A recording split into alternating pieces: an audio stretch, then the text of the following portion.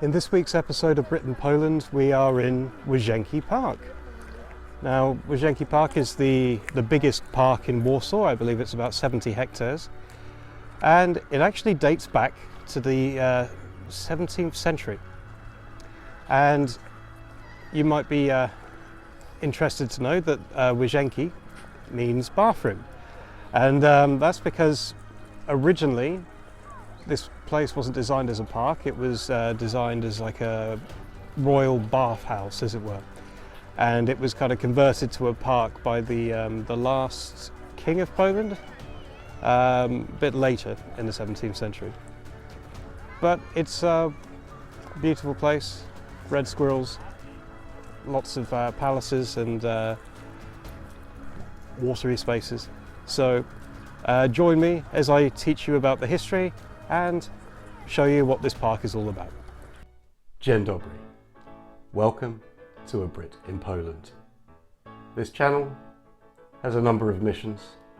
The main one, to create a video for every place on this list. Though I could use your help. The help could be in a number of forms. You could like my video, you could subscribe to my channel, you could follow me on Facebook or Instagram, or you could donate to my Patronite account. Thank you very much for your time. I hope you enjoy the video. So, you will get to see more or less everything there is to see in Łazienki Park, and I'm going to try and do this in like a chronological order so you get a good impression of how the park was built. So, as I said in the introduction, the park was originally purchased in 1674 by Prince Stanisław Heraclius Lubomirski, and he designed it as a bathhouse, and it was a bit of a hunting ground before that as well. So, private estate, luxury for the rich. And one of the first places we're going to show you is the water tower. And the water tower was basically there to regulate the water. So you have various ponds, various features and things. It was all regulated by this tower. And it was called the Hippocrene, which alludes to an ancient Greek mythical spring. It was originally red brick, and it was remodeled in 1823 to resemble an ancient Roman tomb. And it's part of the many places you can visit in this park. Now, this is a beautiful place, and you're going to see lots of beautiful imagery along this video, but I also want to talk about the history. One of the most important people for the park was King Augustus Stanisław Poniatowski, and he was basically you could say the biggest influence on this park. He is responsible for most of the classical buildings that you will see here, including the lovely palace on the Isle. And so this was originally the bathhouse, and it was remodeled a couple of times. And it is open to the public. You have to pay entry, or if you go in November, you can go for free, but expect large queues. So he purchased the park in 1764. There were a couple of owners before that who didn't do much to the park, bits and pieces. So this is why we're focusing on him. And this king, well, soon to be king at the time, was a big collector of artwork. And with the palace on the Isle, it was kind of modelled on English architecture, with the famous architect Dominic Merlini. And it also combines the Italian concept of kind of a villa museum. And actually it houses some of the most important paintings from that period. It doesn't take too long to walk around, but it is quite spectacular to visit, I have to say. If you don't mind the ticket price or you don't mind the queues, I would recommend it. It's kind of a must-see place to see in this park. And I hope these videos kind of do a bit of justice to what you actually can find.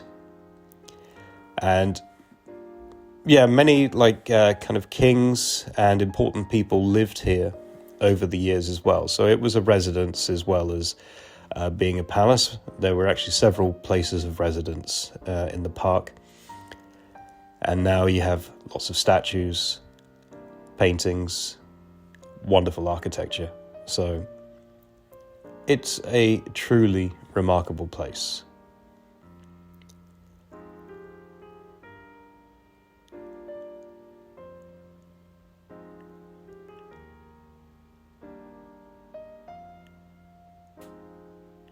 Next, we go to the old orangery. And this was built to be alike to the Grand Trianon at Versailles, with the kind of the large French windows you have on the exterior. So this is also a place of high art. In fact, it's a sculpture museum. So what you see now is the Capsule colonnade, built around 1787 to 88, and it contains sculptures against an idyllic Italian landscape. There were actually originally 563 pieces of sculpture, which the king had acquired. And they were either kind of original marble works, or there were a few plaster copies of the most famous sculptures around. It also contains the Royal Theatre, which is still in use to this day. Many, like a famous patron, would have watched plays in this theatre, and you can see it's very classically decorated as well, so really dramatic sight. I haven't yet been to see a play here. I hear they do opera as well, so I wouldn't mind. Apparently it holds around 200 people.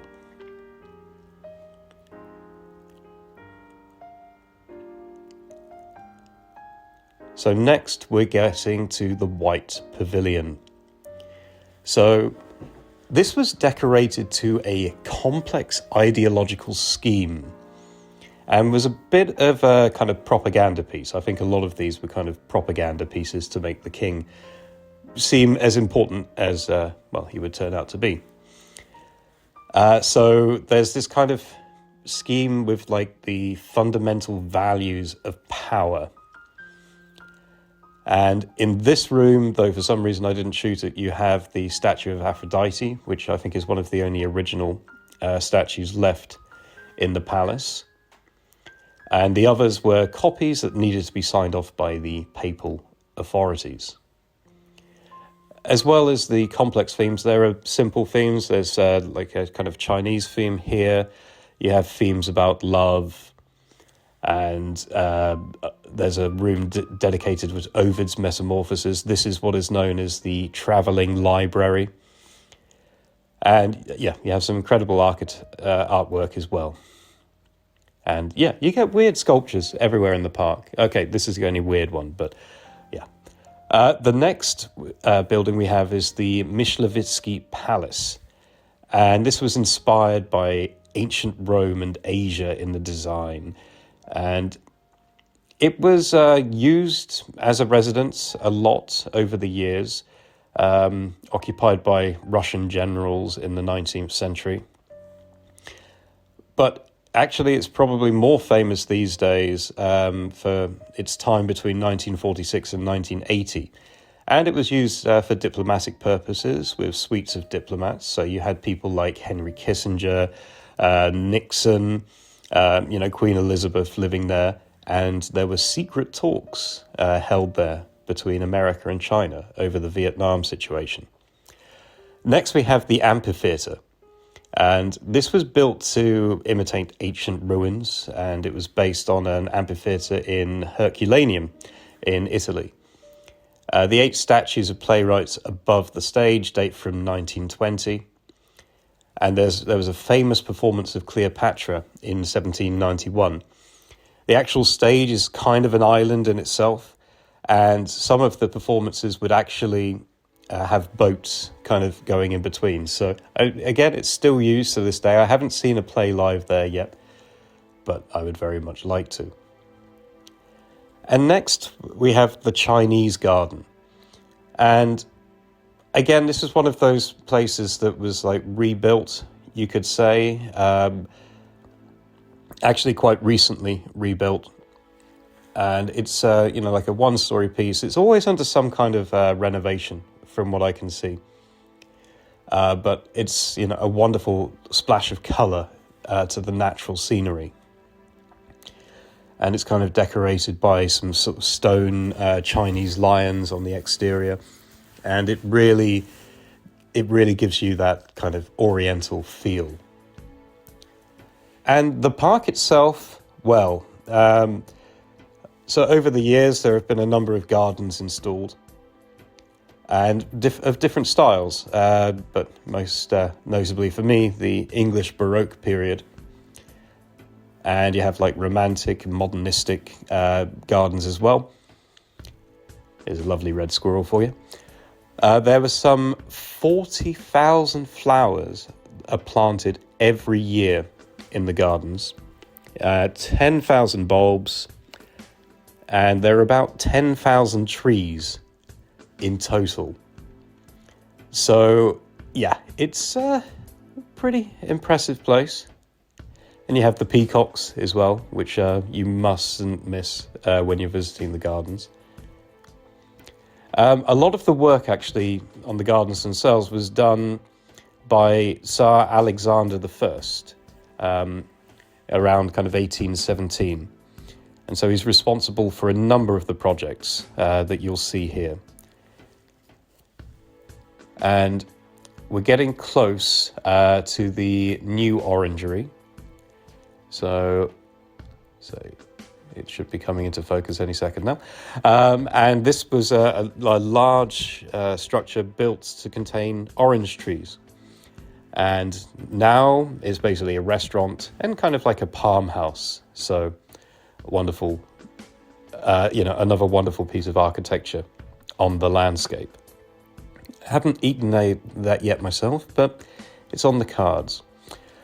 So Alexander I is responsible for the next couple of things. So we have the Temple of Sybil, and this is a replica of an ancient Greek stone that was in the Oracle of Delphi and was considered to be kind of a prophet of its own.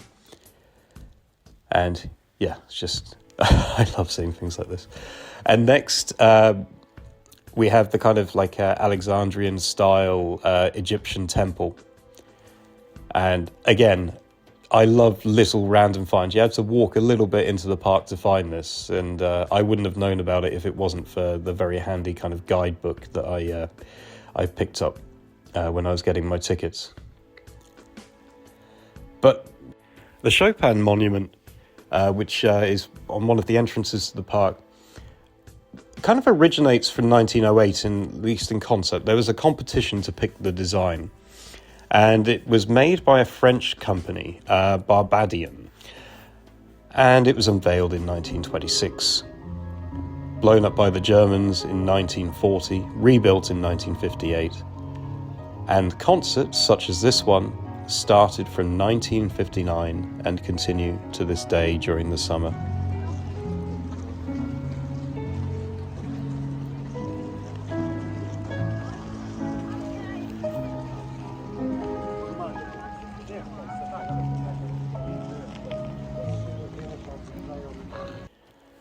So, of course, there was a lot more history, and you could say a number of important things happened here. Like Piłsudski, when he was in residence at the Belvedere Palace, he was making some very important military decisions from here.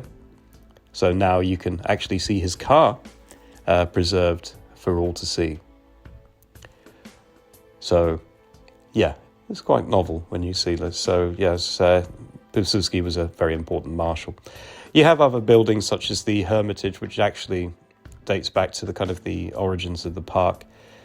And here you have the Hunting Museum. And this was attributed, there's a collection called the Hapelovsky collection, donated in 1985. And it contains 70 species of mammals, 150 species of birds, And Hupalovsky himself was a lawyer who fought in World War II, including at Monte Cassino. After the war, he moved to the US and organized hunting trips as well as conservationist activities. And it's maybe, if you're an animal lover, maybe not the nicest thing to see, because it's quite a striking collection of dead animals, but it is a wonderful preserve. You also have the kind of carriage museum, because of course there are a number of, like, let's say, horse processions and military guard associated with this park over the years as well. So you have carriages, dating back, I'd say, over the last couple of 100 years preserved, and some of the uniforms. So again, if you like horses and you're into that kind of history, it's another place worth visiting. But yeah, truly amazing. As a small bonus, I'm going to show you the Ujazdów Castle. And this is actually, it's Warsaw's kind of unknown castle as far as I'm concerned. It's from the 13th century. And to be honest, it was quickly replaced by the royal castle, which you can see in my other video. And over the years, it was often neglected. There were several rebuilds. It became a military barracks at times. And in this day and age, it's more of an art gallery. So you can go inside. There's a small entrance fee. At the moment, they're showing some kind of photographs of Ukraine. At least at the time I was visiting, they were showing these to show you kind of what the devastation there. There's also a cinema inside, so it's another place to visit. And in terms of some other historical points about Łazienki Palace, you might be interested to know that the Constitution of the 3rd of May was also likely conceived in this park. And yeah, truly this place is like a time capsule of history, full of monuments and full of remarkable architecture, surrounded by beautiful nature. So if you're traveling to Warsaw, it's definitely one of those places that you really need to, make some time for. And be wary, as most of the things are closed on Sunday, so I would go Saturday if you're there for a weekend. But I hope you enjoyed the video. Please like, please subscribe, and do zobaczenia.